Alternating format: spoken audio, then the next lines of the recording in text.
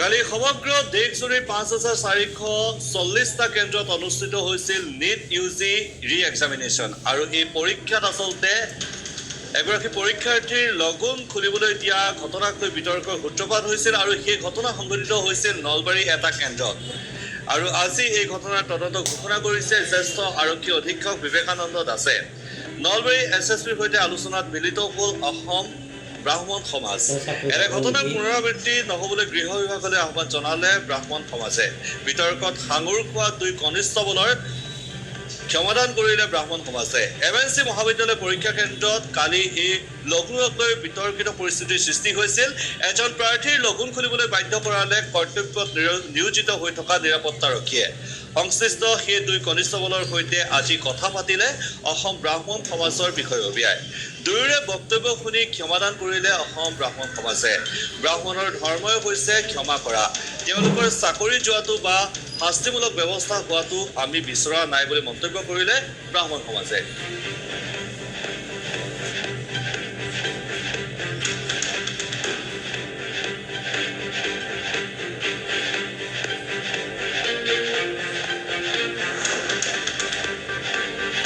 যোনটো ঘটনা হৈ গ'ল তাৰ বাবে মই অতিকে দুখিত বা এটা নহ'বলগীয়া ঘটনা হ'ল আৰু এই ক্ষেত্ৰত আমি ডিপাৰ্টমেণ্টেলি এটা এনকুৱাৰী দিছোঁ গোটেই ঘটনাটোৰ ওপৰত এনকুৱাৰীৰ পাছত আমি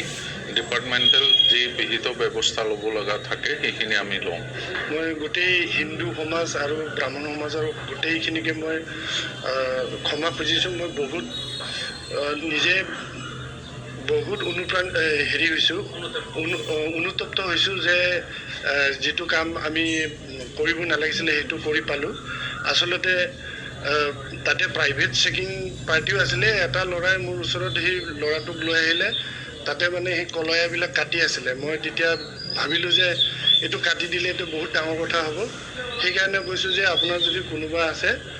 বেলেগ এজন ল'ৰাক মই ক'লোঁ যে আপোনাৰ পৰিয়ালক দি থৈ আহক যাতে এইটো নাকাটে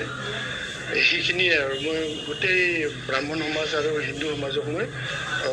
ক্ষমা বিচাৰিছোঁ চেকিং অৱস্থাত কিছুমান আমাৰ বেল বা মাদুলি এইবিলাখন মানে খুলি দিব লাগে বা ঘৰৰ মানুহক দি থৈ আহিব লাগে কিন্তু সেই সময়ত আমাৰ এটি ভামে নহ'ল তাত সেই কেঁচি দি কাটিও আছিলে পাব্লিক ল'ৰাবিলাকে কাটি দিয়াত চাই এই লগুণডাল যদি মা দেউতাকক দি আহে গতিকে পিছত আকৌ ল'ব পাৰিব এইটো আচলতে আমাৰ ভুল হৈ গ'ল নাজানি গোটেই ব্ৰাহ্মণ সমাজৰ ওচৰত এইটো ক্ষমা বিচাৰিছোঁ